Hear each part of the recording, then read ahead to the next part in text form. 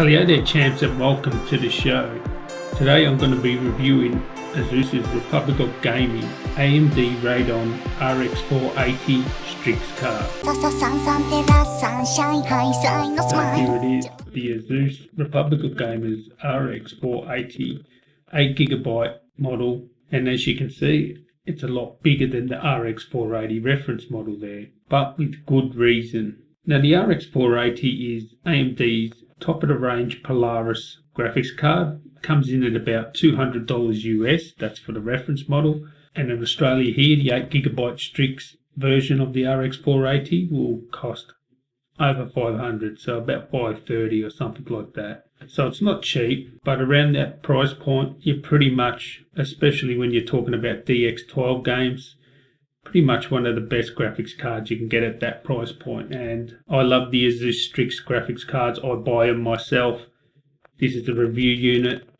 I'll recommend them to anyone because they're just reliable and they're cool. So as I said, the RX 480 is the Polaris 14nm architecture there. Specs are 2,304 streams. Now the reference model here has a boost clock of up to 1266 megahertz. This ASUS Strix here, this gaming model, in gaming mode, out of the box is 1310 megahertz clock speed, and it has a boost clock. That's the boost clock speed.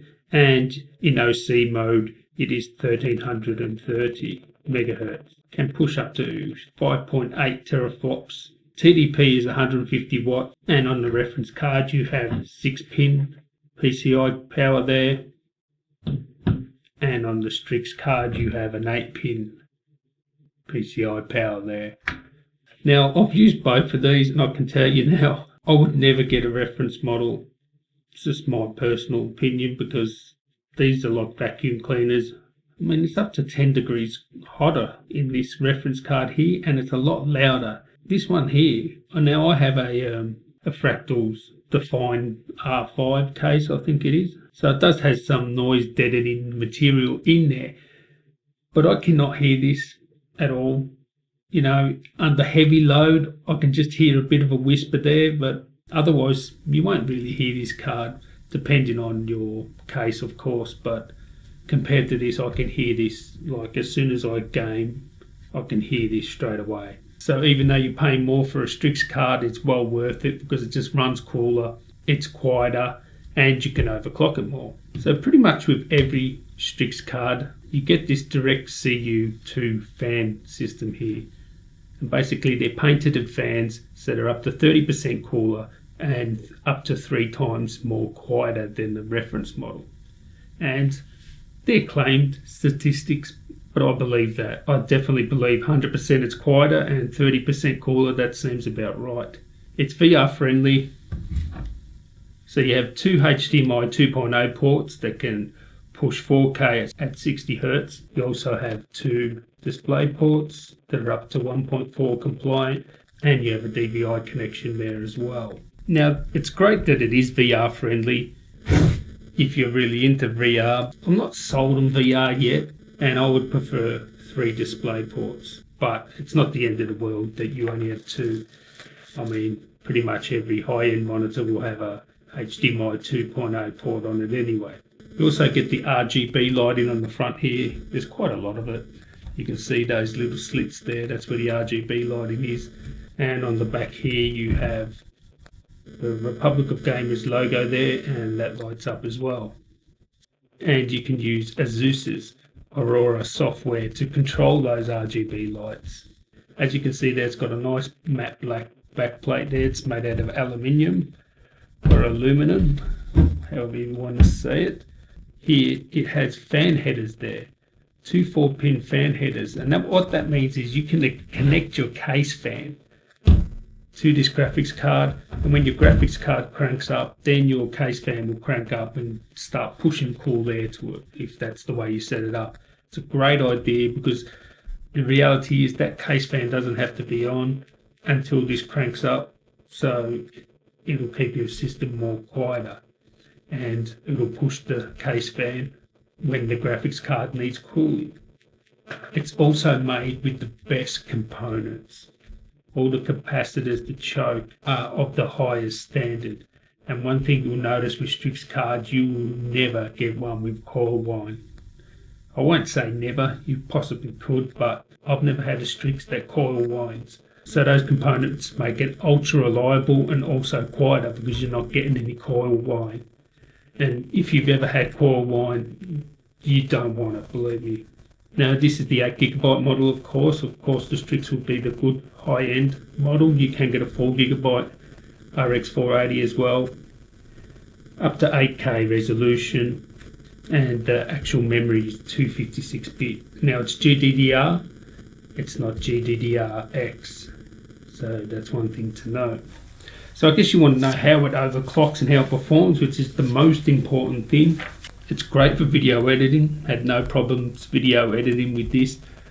Premiere ran fine, the playhead ran fine, I could run through 4K motion, no problems. It's a great video editing card. But on the game side, 1080p ultra settings on GTA 5, you're getting 82 frames per second. Now this will absolutely kill anything 1080p. It's great at 1440p. And if you want to mess around the settings, dial them down a bit, you can actually do a bit of 4K gaming on it as well. Even though it's not made for 4K gaming, it can actually do it. Yes, you have to reduce the settings a bit, but you can get some playable 4K gaming there. GTA 5, ultra settings, 1440p, you get 68 frames per second, and at 4K, very high, 47 frames per second, GTA 5. So that's playable, that's very high settings. While it was gaming, super quiet, super cool. It never got over 70 degrees, so the cooling really works well on this. On Crysis 3, 1440p, very high settings, you're getting 40 frames per second, and at high settings, 1440p, you were getting around 50 frames per second. And on Unigine Heaven, 1440p, high settings, you were getting 58.9 frames per second and a score of 1484. So as you can see, the RX 480 8GB model is a beast at gaming. Smashes 1080p and can even do some 4K gaming. And the ASUS Strix, super cool, super quiet. I have no problems recommending these, and if anyone asks me what graphics cards I should get, well, you get whatever's in your budget, but get the Strix version. It's just easy for me to say that. Not that there's anything wrong with other brands, but I would just buy a Strix.